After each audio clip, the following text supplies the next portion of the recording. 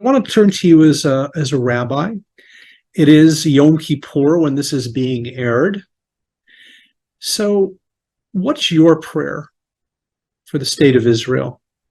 What's your prayer for the people of Israel on this Yom Kippur?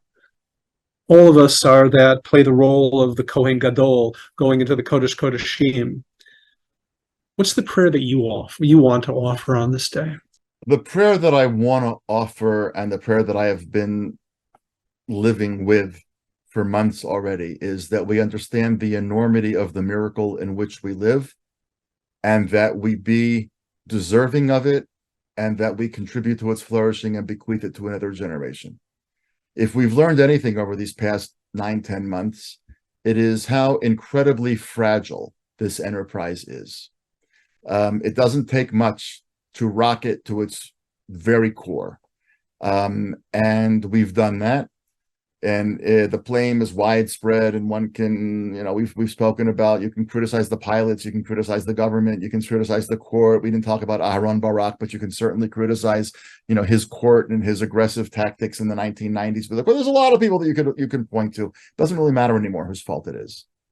What matters is how are we going to fix it? How are we going to save it?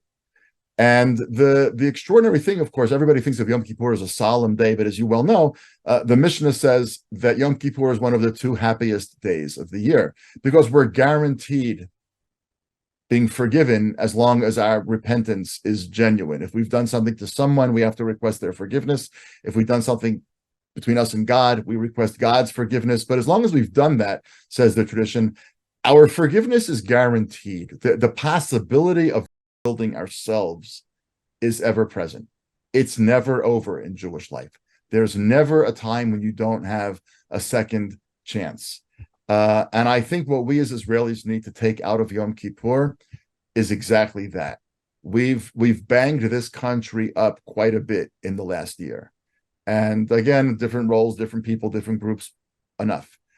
But we all have the same responsibility, which is to be true to our ideals and not to capitulate on things that we think are critically important, but at the same time to make sure that we don't squander this once in 2,000 year opportunity. If we squander this, our children, our grandchildren, our great-grandchildren, our great-great-grandchildren, this is going to go on for a very long time before anybody, if ever again, sees a sovereign Jewish entity. And if you are as concerned and nervous as I am about Jewish communities everywhere in the world, Israel, America, Canada, France, Germany, they're all different. They all face their own existential challenges. But the largest Jewish community in the world is here. The most profoundly robustly imaginative experiment in Jewish life is here. If this fails, it will be the second time in the space of 80 years that the Jewish people experiences a cataclysmic loss. Am I convinced that a people overcomes that? Not sure. Certainly not sure enough to be able to take that risk. So if we as individuals in God's world are given an opportunity to rebuild, we certainly owe it to our country to enable it to rebuild itself. And our brothers and sisters all across the world, in America and Canada and Europe and elsewhere, we all need to be party to this. We need to be in love with each other and in love with the idea. We can disagree about details, but we can't walk away when we disagree about policy, and we can't look away when we see things that we're uncomfortable with. And so the prayer is that the Jewish people will deserve to have the state that it has and be wise enough to continue it into the future.